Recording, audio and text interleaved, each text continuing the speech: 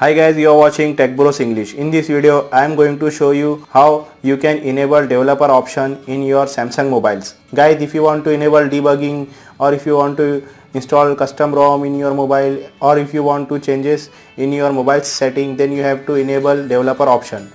So in this video, I am going to show you how you can enable developer option in Samsung mobiles. So first of all, you have to open setting.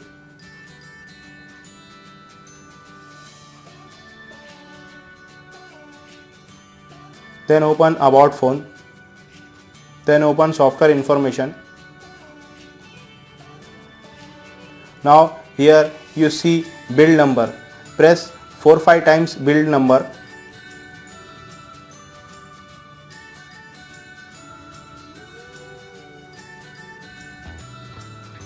Your developer option is enabled. Now go back. In last you see developer options. Just open developer option.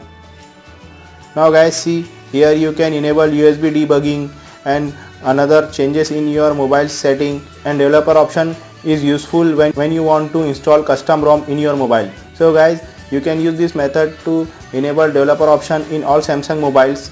If you have any question, please comment, like, share and subscribe for more videos. Thanks for watching.